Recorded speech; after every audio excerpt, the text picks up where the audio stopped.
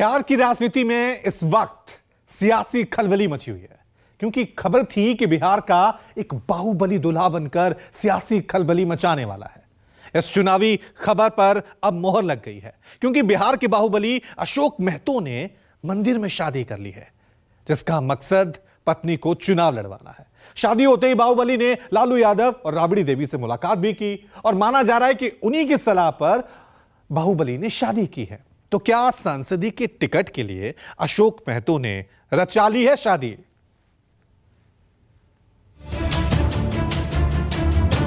हम और लालू यादव जी दोनों मिलकर, लालू यादव जी का पूरा ग्रेस मेरे प्रति बेटे की तरह रहा है।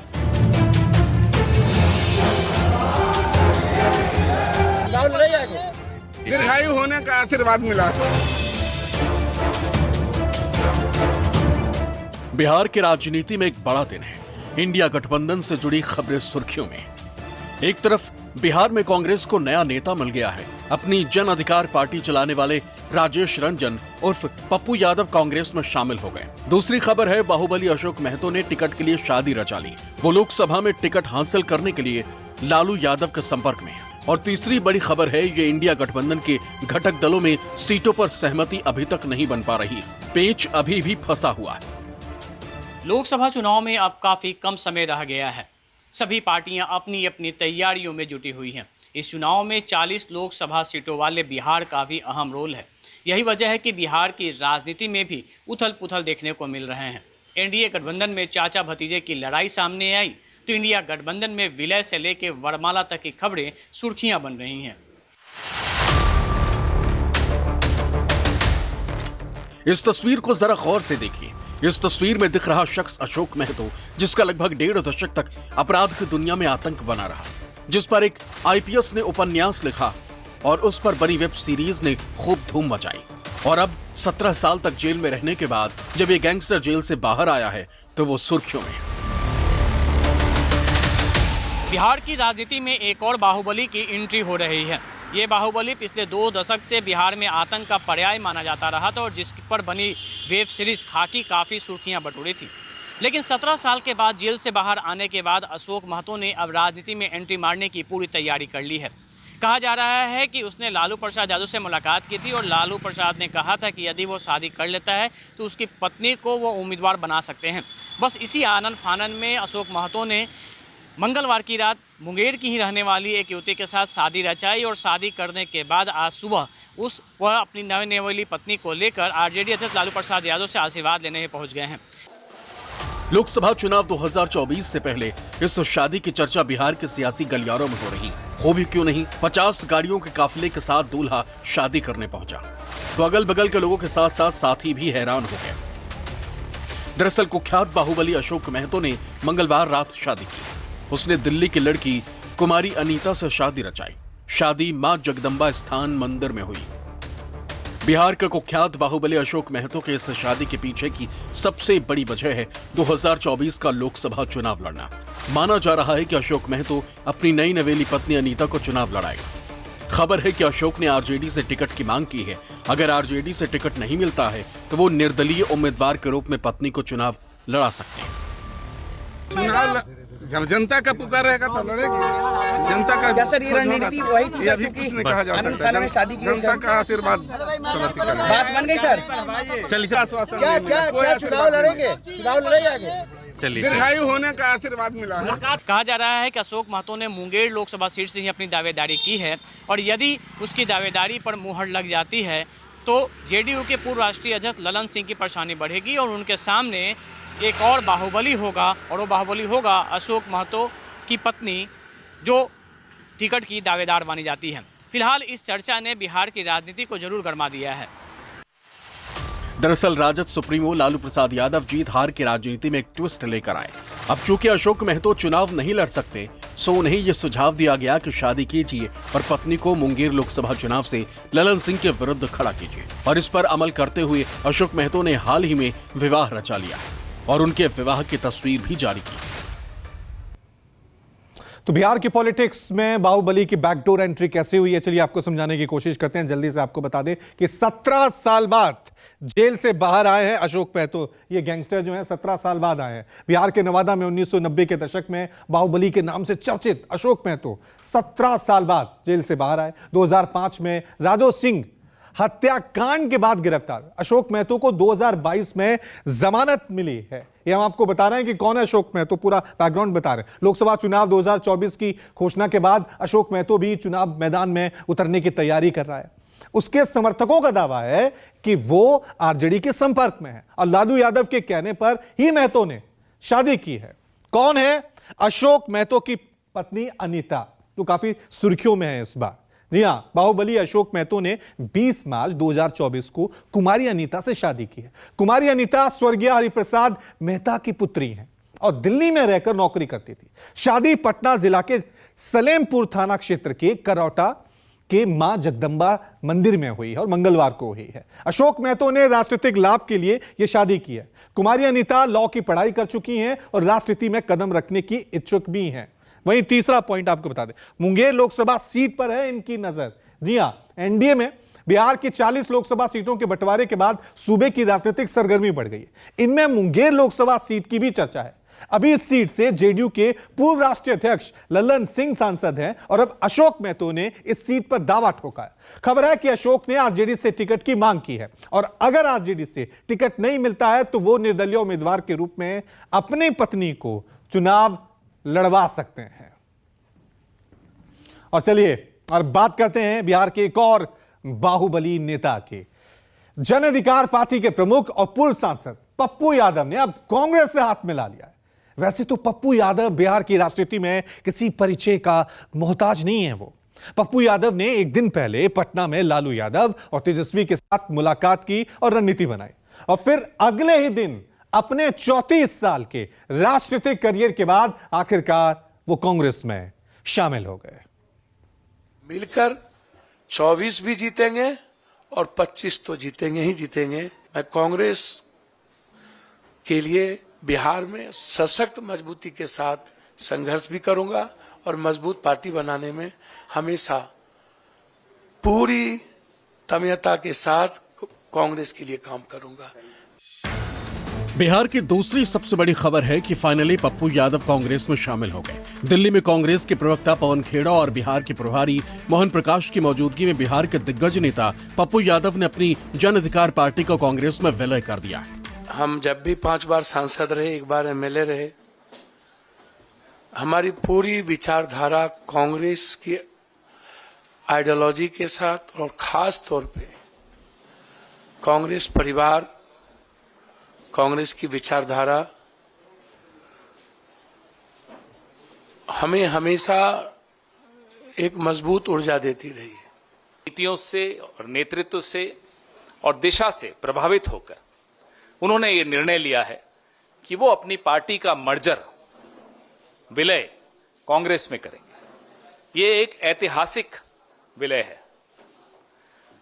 इसमें हमारे देश की और उस प्रदेश की राजनीति को बदलने का मादा है। कल कांग्रेस पार्टी ने 5 न्याय की घोषणा की है। उसमें पहला था साझेदारी न्याय। उससे प्रभावित होके जो दलित पिछड़े मजलूमों के नेता श्री पप्पू यादव जी ने निर्णय किया कि हम कांग्रेस पार्टी में अपनी पार्टी का विलय करते हैं और इस लड़ाई में हम सहयोग करना चाहते हैं। पप्पू यादव अपने बेटे सार्थक के साथ कांग्रेस में शामिल हुए, जबकि पत्नी रंजीत रंजन पहले से ही कांग्रेस में राज्यसभा की सांसद हैं। बाकायदा कांग्रेस में शामिल हो जाने के बाद पप्पू यादव ने राहुल और प्रियंका गांधी की तारीफों के पुल बांध दिए। एक तो माइनॉरिटीज ही नहीं, दलित है, अत्यंत पिछड़ा है, सभी लोगों की आइडेंटिटी और आइडियोलॉजी पर बीजेपी के द्वारा हमला है। मैं एआईएमएम के बारे में किसी के बारे में कुछ नहीं कह सकता। माइनॉरिटीज के बारे में मैं इतना कह सकता हूँ, वह हमेशा देश को बचाने में उनकी भूमिका रही है और देश में राहुल गांधी जैसे, प्रियंका जी जैसे और कांग्रेस की आइडियोलॉजी और भी जो पार्टियां हैं, जो सामाजिक न्याय की पार्टियां हैं, उनकी विचारधारा हमेशा माइनॉरिटीज़ को लेकर, चाहे वो दलित माइनॉरिटीज़ हो, आदिवासी माइनॉरिटीज़ हो, चाहे अल्पसंख्यक कोई हो, उसको सेविंग को लेके हमारे नेता, हमारी विचारधारा प्रतिबद्ध है। कांग्रेस में शामिल होने से पहले पप्पू यादव ने पटना में तेजस्वी यादव और लालू यादव के साथ मुलाकात भी की। सूत्रों की माने तो पप्पू यादव से लालू यादव नाराज थे, लेकिन उन्हें पार्टी में शामिल करने से पहले प्रियंका गांधी ने पहले अपनी पार्टी के नेताओं को मनाया और फिर लालू यादव से बात करके यादवों का मेल मिलाप करा दिया। इंडिया गठबंधन में न आरजेडी अलग है, न कांग्रेस अलग है। आरजेडी से पारिवारिक रिश्ता मेरा है, था, रहेगा। और आरजेडी नेतृत्व जो आज तेजस्वी जी है, उनको आगे बढ़ाना ये मेरा दायित्व है। उनके साथ राजनीतिक और व्यक्तिगत और पारिवारिक रूप से खड़ा होना मेरा दायित्व और रहेंगे। बिहार के बदले हुए सियासी समीकरण में पूर्व सांसद राजेश रंजन उर्फ पप्पू यादव काफी दिनों से इंडिया गठबंधन में एंट्री के लिए हाथ पैर मार रहे थे। कांग्रेस से हरी झंडी पहले ही पप्पू यादव ले चुके थे, लेकिन आरजेडी के वीटो पावर के चलते उनकी एंट्री पर ग्रहण लगा हुआ था। ऐसे में पप्पू यादव ने आरजेडी सुप्रीमो लालू यादव और तेजस्वी यादव से मुलाकात कर अपनी डील पक्की कर ली। पप्पू यादव मधेपुरा या फिर पूर्णिया सीट से चुनावी मैदान में किस्मत आजमा सकते हैं। ऐसे में देखना है कि पप्पू यादव के आने से इंडिया गठबंधन को कितना सियासी फायदा मिलता है। देखिए, महागठबंधन के लोग नेचुरल अलायंस नहीं है और इन लोगों के अपने अपने हिडन एजेंडा है, अपना अपना स्वार्थ है। एक सूत्री अभियान है कि मोदी जी को रोकना। भ्रष्टाचार युक्त वंशवादी परिवारवादी लोग जब निगेटिव एजेंडा लेके चलेगा तो इनका स्वार्थ की टकराहट में सीट का बंटवारा क्लियर नहीं होगा। पप्पू यादव पिछले 8 साल से जन अधिकार पार्टी बनाकर बिहार की राजनीति में सक्रिय हैं, लेकिन लोकसभा और विधानसभा चुनाव में कोई कमाल नहीं कर पा रहे थे। इसलिए इस बार 24 के चुनाव से पहले उन्होंने कांग्रेस से हाथ मिला लिया। बता दें कि पप्पू यादव बिहार की पूर्णिया सीट से लोकसभा चुनाव लड़ना चाहते हैं। वो पूर्णिया में लगातार जनसभा भी कर रहे हैं। हालांकि अभी तक उन्होंने चुनाव लड़ने पर खुलकर कुछ नहीं कहा। पूर्णिया में तो हम कभी हारे ही नहीं। एक बार 8000 से हम हारे, जिसमें लिफाफा छाप के चलते हमारे। मेरी माँ चुनाव लड़ी, हम नहीं थे उपस्थित, बहुत कम वोटों से हारी।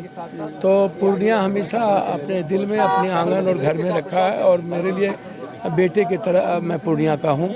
मेरी माँ है और मुझे पूरा ट्रस्ट है कि हमेशा पूर्णिया बेटे की तरह देखी है और पूर्णिया कभी हमें खोया नहीं है।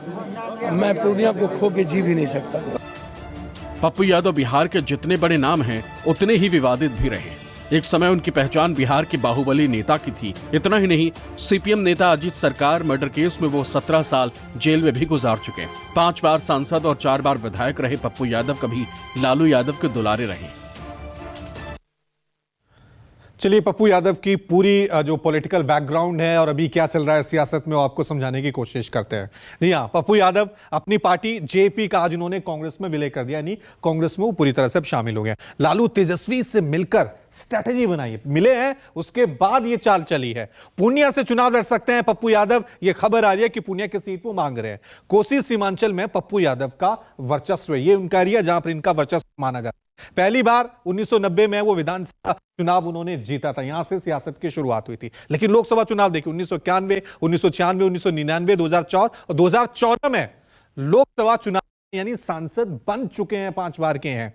और 2015 की बात करें तो उन्होंने फिर जन अधिकार पार्टी बनाई, अपनी पार्टी बनाई उन्होंने 2015 में। हालांकि कुछ खास कमाल नहीं कर पाई। 2019 लोकसभा चुनाव लड़े, लेकिन उसमें करारी शिकस्त मिली, यानी का सामना करना पड़ा। अब बात आपको बता दें कि पूर्णिया सीट जहां से ये चुनाव लड़ना चाहते हैं, वहां पर समीकरण क्या है, एमवाई फैक्टर कितना मजबूत है, किस जाति का क्या है। तो यादवों की बात करें तो देखिए, यादव जो यहां पर 1.5 लाख हैं, यहां पर हिंदू 60% हैं और मुस्लिम जो हैं 40% हैं। ब्राह्मणों की बात करें तो 1,25,000 की आबादी वहां पर है। राजपूतों की बात करें तो वहां पर 1,25,000 है और अन्य की बात करें तो 1 लाख के करीब वहां पर आबादी है। इस एरिया में उनको लगता है कि इनका यहां पर काफी वर्चस्व है और ये सीट हासिल कर सकते हैं। लेकिन ये तो चुनावों के बाद ही पता लगेगा कि पप्पू यादव ये कांग्रेस में शामिल हुए हैं, इसका क्या नतीजा आएगा। नीतीश कुमार के जाने के बाद इंडिया गठबंधन में कांग्रेस और आरजेडी के प्रमुख विपक्षी पार्टी हैं, लेकिन सीट शेयरिंग के मुद्दे पर छोटे दल भी अपनी डिमांड से पीछे हटने को राजी नहीं। जानकारी के मुताबिक कांग्रेस की सूबे की 11 लोकसभा सीटों पर चुनाव लड़ने की तैयारी है। इसमें बेगूसराय और कटिहार भी शामिल है। इन दोनों सीटों को लेकर आरजेडी और सीपीआई से खींचतान चल रही है, मगर कांग्रेस भी बेगूसराय और कटिहार से चुनाव लड़ने के लिए अड़ी हुई है। हाल ही में सीपीआई माले ने भी राज्य के 8 लोकसभा सीटों पर चुनाव लड़ने का दावा किया। ऐसे में महागठबंधन के अंदर सीट शेयरिंग फॉर्मूला चुनौती बना हुआ है। बताया जा रहा है कि बिहार में महागठबंधन के घटक दलों में आरजेडी सबसे ज्यादा 28 उम्मीदवार लोकसभा चुनाव में उतारेगा। वहीं कांग्रेस को 9, सीपीआई एमएल को 2 और सीपीआई को 1 सीट मिलने की उम्मीद है। सीपीआई एम को बिहार में जनाधार के अभाव में एक भी सीट देने पर विचार नहीं किया जा रहा है। हालांकि सीपीआई एम ने भी अपनी दावेदारी पेश की है।